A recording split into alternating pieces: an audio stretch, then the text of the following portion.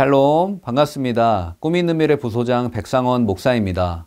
12월 주제 강의 시작하도록 하겠습니다. 미국 캔자스 시티에 출석교인 200여 명의 한 교회가 있습니다. 그 교회를 섬기는 윌 보엔 목사님은 2006년 7월 무더운 어느 날 불평 없이 살 수는 없을까라는 단순한 질문에 사로잡힙니다. 이 사소한 질문은 그의 인생을 송두리째 바꿉니다. 이 문제로 고민하던 그는 어느 날 불평은 오직 성령의 능력으로 사라질 수 있음을 인정하게 됩니다. 그는 성령을 뜻하는 영어 단어 Spirit이라는 단어를 새겨넣은 보라색 밴드를 성도들과 함께 손목에 차기로 결정합니다. 왜 보라색 밴드를 선택했을까요? 보라색은 변화를 상징합니다. 성령의 이름이 새겨진 이 작은 밴드를 보며 성도들은 매 순간 성령을 의지하기 시작합니다. 나의 힘과 능력이 아닌 오직 성령의 능력으로 불평하지 않기로 결단합니다. 한 작은 교회에서 시작한 변화의 물결은 성령의 강력한 역사를 통해 미국 전역으로 확대됩니다. 미국을 넘어 전 세계 80여 개의 국가에 600만 명 이상의 사람이 동참하는 불평 제로 프로젝트가 된 것이죠. 최고의 동기부여 전문가인 존 고든 박사는 불평을 이렇게 정의합니다. 불평은 비판과 다릅니다. 비판은 해결책이 존재하지만 불평은 해결책이 존재하지 않습니다. 불평은 습관적인 자책과 만성적인 무기력에서 시작됩니다. 그의 말처럼 불평은 체질의 문제입니다. 불평은 하나님을 만족하지 않는 내 마음의 상태입니다. 불평은 하나님을 신뢰하지 않는 인간의 죄된 본성이죠. 무작정 체중을 줄일 게 아니라 살이 찌지 않는 체질로 바뀌어야 하는 것처럼 불평을 하지 않기 위해선 하나님을 만족하지 않는 나의 체질을 바꿔야만 하는 것이죠. 심리학자들은 불평을 4가지 단계로 분류합니다. 첫째로 1단계는 의식하지 못하고 불평하는 단계입니다. 내 머리가 미쳐 생각하기도 전에 입에서 불평이 나옵니다. 이성보다는 본능이 더 빠른 것이죠. 2단계는 의식하면서 불평하는 단계입니다. 가장 많은 사람들이 해당되는 경우인데요. 이런 경우는 불평의 의도가 있습니다. 다른 사람에게 내가 잘하고 노력했다라는 칭찬을 듣기 위해 자신의 어려움을 불평합니다. 아니, 동정심을 유발하기 위해서 불평하기도 합니다. 자신이 마땅히 해야 할 의무를 피하기 위해서 다른 사람을 불평하는 것이죠. 이런 사람의 특징은 자신의 불평을 합리화합니다. 나는 불평할 수밖에 없기 때문에 불평한다라고 여깁니다. 굉장히 위험한 발상이 아닐 수 없습니다. 세 번째 단계는 의식하면서 불평하지 않는 단계입니다. 이 단계는 불평이 나오려 할 때 의식적으로 부정적인 언어를 긍정적인 언어로 바꿉니다. 마지막 단계는요, 의식하지 않으면서도 불평하지 않는 단계입니다. 3단계가 습관이 되어서 체질이 바뀌게 되면 4단계에 진입합니다. 어떠한 상황 속에서도 감사의 고백이 입에서 끊이지 않는 것이죠. 여러분은 어떠십니까? 여러분은 불평 지수가 몇 단계에 해당하세요? 혹시 이스라엘 백성들처럼 나도 모르는 사이에 불평하고 있지는 않습니까? 고린도후서 5장 17절 말씀은 이렇게 고백합니다. 그런즉 누구든지 그리스도 안에 있으면 새로운 피조물이라. 이전 것은 지나갔으니 보라 새 것이 되었도다. 아멘. 성경은 예수님을 모시고 사는 인생을 향해서 새 것이라고 부릅니다. 새로운 인생으로 거듭나는 것은 결국 체질이 완전히 바뀌는 것이죠. 마치 똑같이 자동차를 운전하지만 한국에서는 왼쪽에 앉아 운전하고 일본에서는 오른쪽에 앉아 운전하는 것과 같습니다. 우리의 신앙생활은 before and after가 확실해야죠. 저는 이 영상을 함께 시청하는 저와 여러분의 입술에서 불평이 사라지고 감사가 회복되기를 주님의 이름으로 축복합니다. 부정적인 언어가 사라지기를 간절히 소망합니다. 의식하지 않아도 매 순간 감사의 고백이 넘쳐나시길 주님의 이름으로 간절히 축복합니다. 이번 달에 우리는 감사에 관련된 4개의 본문을 살펴볼 것입니다. 첫째로 1주차 본문은 예레미야 17장 1절로 11절까지의 말씀입니다. 겸손하게 하시는 하나님께 감사하라. 예레미야는 유다의 마지막 5명의 왕의 재위 기간 동안 약 50여 년간 예언을 하였습니다. 그는 하나님과의 언약을 파기하고 죄악의 구렁텅이에 빠진 이 동족의 처절한 민낯을 마주해야만 했어요. 그러했기에 그는 어쩔 수 없이 하나님의 심판을 선포합니다. 이로 인해 그는 온갖 박해와 고난으로 점철된 인생을 살 수밖에 없었습니다. 하지만 그의 사명의 발걸음은 결코 멈추지 않았습니다. 그는 눈물로 선지자의 사명을 감당했고 다시 회복될 구원의 날을 간절히 바라봅니다. 여러분, 예레미야는 하나님의 메신저입니다. 메신저는 메시지를 그대로 전해야 합니다. 메신저의 역할은 발신자의 메시지를 수신자에게 정확히 전하는 것이죠. 메신저는 발신자가 아니에요. 메신저 스스로 메시지를 가감할 수 없습니다. 메신저는 메시지를 있는 그대로 수신자에게 전해야 하는 것이죠. 하나님은 저와 여러분도 당신의 메신저로 부르셨습니다. 하나님은 저와 여러분을 가정으로, 직장으로, 공동체로 하나님의 메신저로 부르셨습니다. 하나님이 내게 허락하신 메시지를 가감없이 증거하십시오. 그러할 때 하나님이 계획하신 회복의 역사가 온전히 이루어질 줄로 믿습니다. 17장 말씀에서도 예레미야는 유다를 향한 하나님의 심판에 대해서 기록합니다. 그가 작성한 내용을 읽고 있으면 마치 피해자에게 구속영장을 청구하는 검찰처럼 논리정연합니다. 그 내용은 크게 2가지 단락으로 나뉩니다. 첫째로 1절로 4절까지 말씀을 보시면 유다의 죄를 지적하죠. 1절 말씀에 보시면 유다의 죄는 금강석 끝 철필로 기록되되 그들의 마음판과 그들의 제단 뿔에 새겨졌다라고 기록합니다. 금강석을 끝에 단 철필은 돌에 글자를 새길 때 사용합니다. 유다의 죄는 마치 돌에 새겨진 글씨처럼 그들의 마음판과 그들의 제단 뿔에 새겨지죠. 며칠 지난다고 사라지지가 않습니다. 숨긴다고 숨겨지는 게 아닙니다. 여러분, 손바닥으로 어떻게 하늘을 가릴 수 없듯이 유다의 죄는 하나님의 심판을 결코 피할 수 없는 것이죠. 둘째로 5절로 11절까지의 말씀입니다. 이 부분은 일종의 삽입구입니다. 시편 1편과 굉장히 내용이 유사합니다. 예레미야는 하나님을 의지하는 인생과 세상을 의지하는 인생을 대조합니다. 6절 말씀은 세상을 의지하는 인생을 사막의 떨기나무에 비유합니다. 사람이 살지 않는 사막에 버려진 떨기나무처럼 하나님을 떠난 인생은 비참하죠.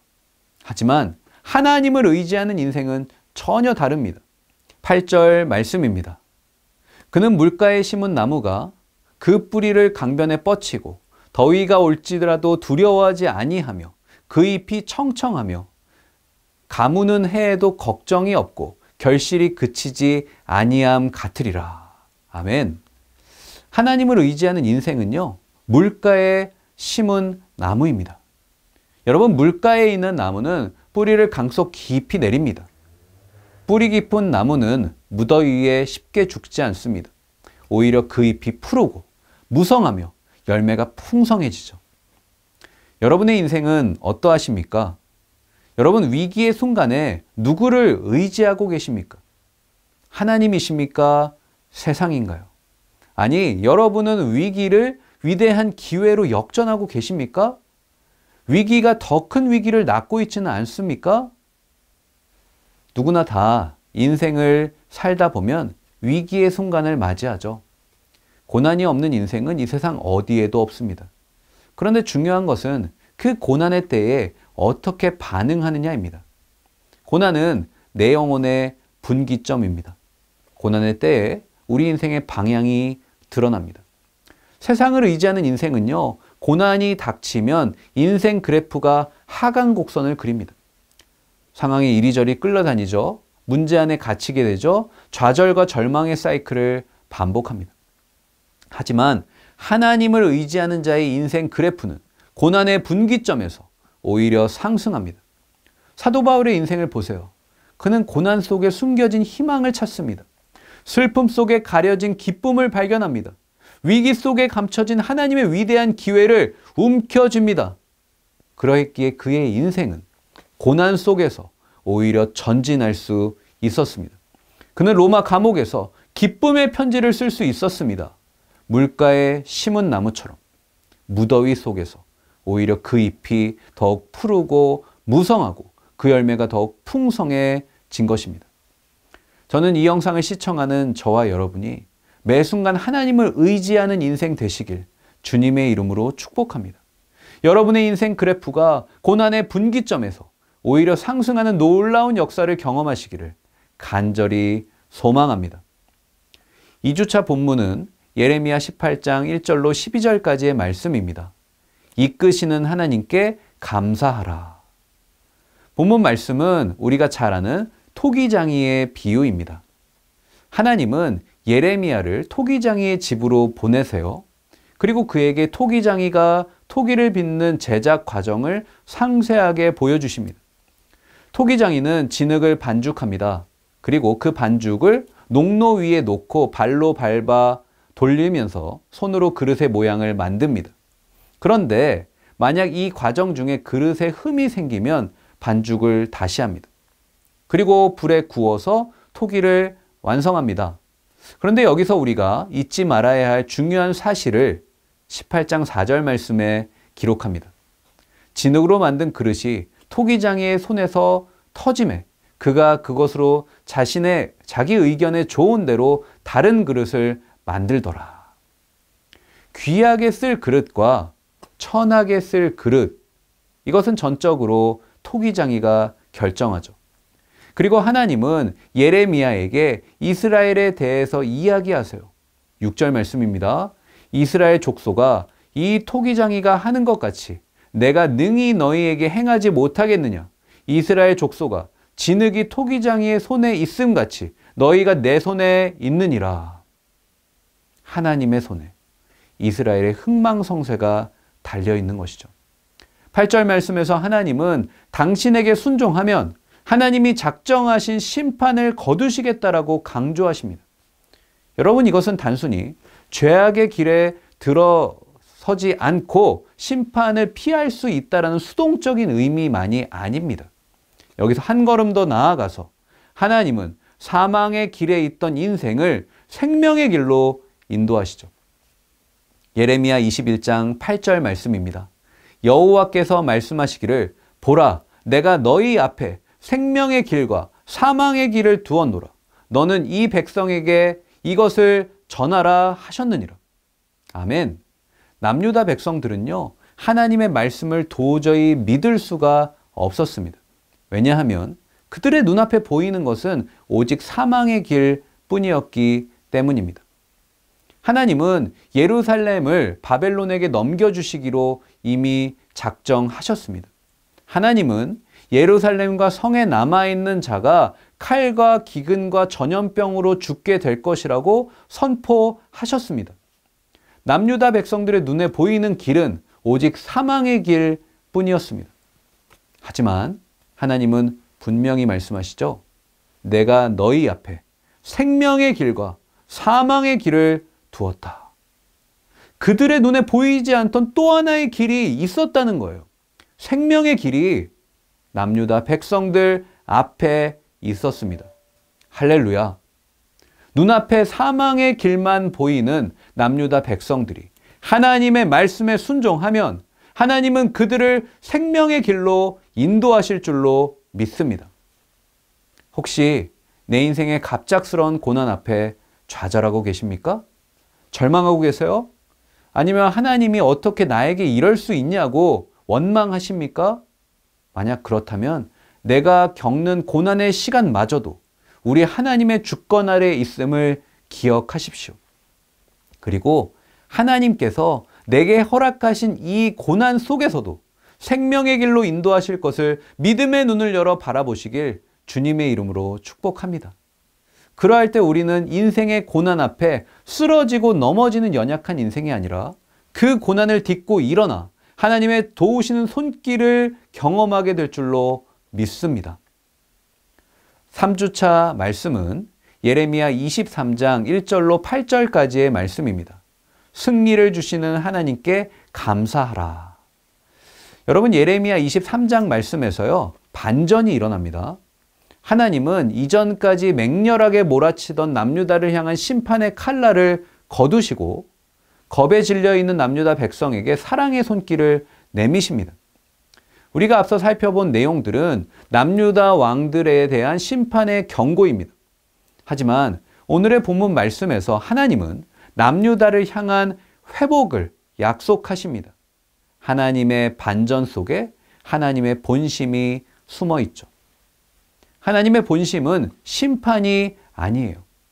남유다 왕들을 향한 심판의 예언은 사전 예고입니다. 하나님은 남유다에게 예언하신 심판이 궁극적으로 회복을 위한 것임을 깨닫기를 원하세요. 하나님의 진심은 심판이 아닌 구원이죠. 하나님은 남유다가 멸망하길 원하지 않으십니다. 하나님은 우리 인생의 고난이 고난으로 끝나는 것을 원치 않으십니다. 만약 정말 남유다를 심판하기 원하시면 심판을 사전 예고하실 필요가 없습니다. 하지만 하나님은 고난이 역전되는 회복의 역사를 원하신 것이죠. 사랑하는 여러분, 오늘의 본문 말씀 속에서 하나님의 사랑이 보이십니까? 남유다가 돌아오기를 애타게 기다리시는 하나님의 뜨거운 눈물이 보이시나요? 그리고 이제 하나님은 두 팔을 벌려서 남유다 백성들을 안아주시며 회복을 위한 두 가지 약속을 하십니다. 첫 번째 약속은 본문 1절로 4절의 말씀입니다. 하나님은 양떼를 잘 돌보지 않은 거짓 목사를 심판하시겠다고 약속하시고, 그리고 흩어진 양떼를 모아 다시 번성케 하겠다고 약속하시죠. 그리고 그 양떼를 기르고 보살필 새로운 목자를 세우세요. 이 말씀은 1차적으로 바벨론의 포로로 끌려갔던 유다 백성들이 돌아올 것에 대한 예언입니다. 하지만 궁극적으로는 예수 그리스도를 보내셔서 온 세계에 흩어진 주의 백성들을 다시 모으시고 그들의 참목자가 되게 하시겠다라는 예언인 것이죠. 두 번째 약속은 오늘의 본문 5절 이하의 말씀이에요. 하나님은 다윗에게 한 의로운 가지를 일으켜 그를 왕으로 세우십니다. 그는 왕이 되어 온 세상을 지혜롭게 다스리시고 정의와 공의로 행하실 것입니다. 그는 바로 예수 그리스도입니다. 유다의 왕들은 나라와 백성들을 멸망으로 이끌지만 예수님은 온 백성을 구원하고 하나님의 나라를 세우세요. 오늘 우리는 예수님을 우리의 왕으로 모셔야 합니다. 예수님을 나의 인생과 우리 가정과 이 나라의 왕으로 모셔야 합니다. 예수님이 통치하실 때 완전한 평안을 누릴 수 있는 것이죠. 자녀는 부모를 버려도 부모는 자녀를 끝까지 사랑합니다. 자녀가 부모를 아프게 해도 자녀를 위해 늘 기도하는 게 부모의 사랑이죠. 자녀의 마음에, 자녀의 아픔에 자녀보다 더 아파하는 게 부모 마음이에요. 우리 하나님도 남유다 백성들을 바라보며 그들의 아픔을 그대로 느끼십니다. 아니, 더 크게 아파하시죠. 그리고 이제는 쓰러진 인생의 손을 붙잡고 일으키십니다. 사랑하는 자야, 나와 함께 가자. 사랑하는 자야, 나와 함께 가자. 내가 너와 함께 할 것이다. 내가 널 반드시 회복시킬 거야. 라고 외치십니다. 이러한 하나님의 음성에 아멘으로 화답하는 저와 여러분 되었으면 좋겠습니다. 사랑하는 여러분, 하나님의 사전 예고는 하나님의 사랑입니다. 하나님의 사전 예고는 사형 선고가 아니에요. 하나님은 우리가 겪을 고난의 아픔과 상처를 다 아십니다.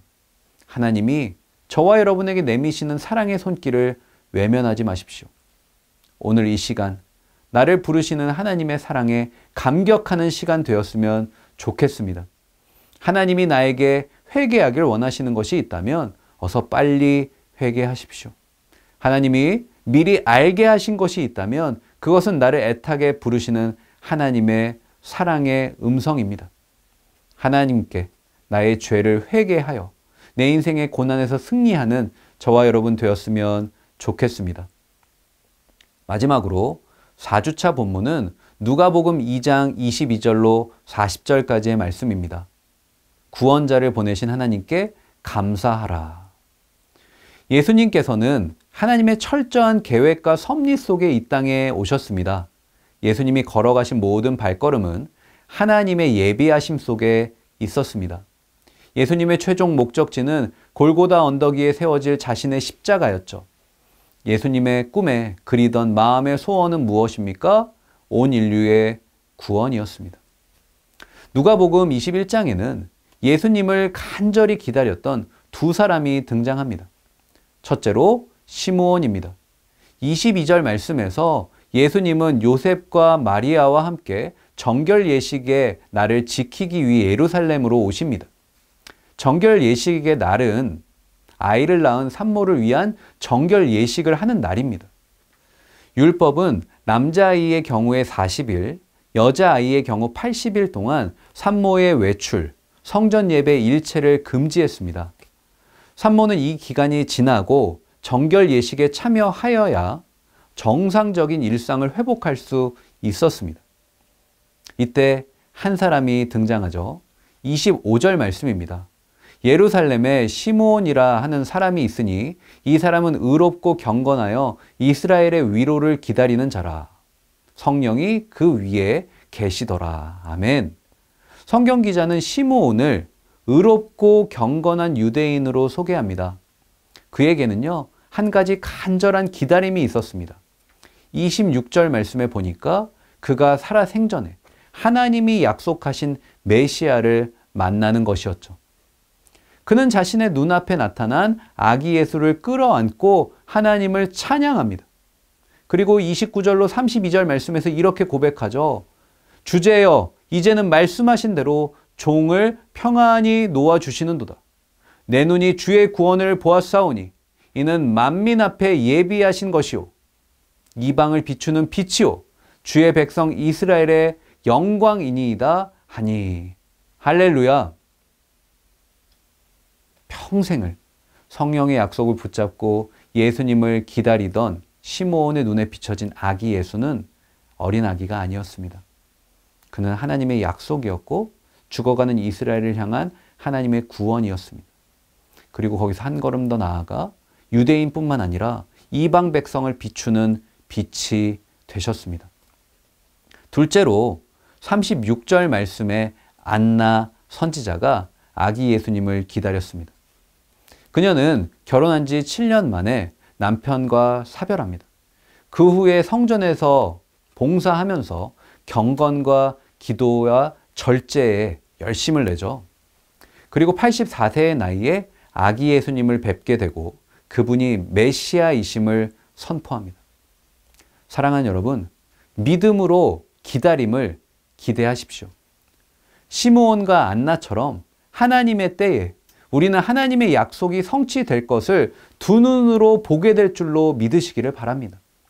내 인생의 일상 속에 하나님의 놀라운 역사가 성취될 날이 반드시 오게 될 줄로 믿습니다. 부디 이러한 삶을 소망하며 오늘 하루도 믿음으로 기다림을 기대하며 하나님께 감사하는 저와 여러분 되었으면 좋겠습니다. 감사합니다.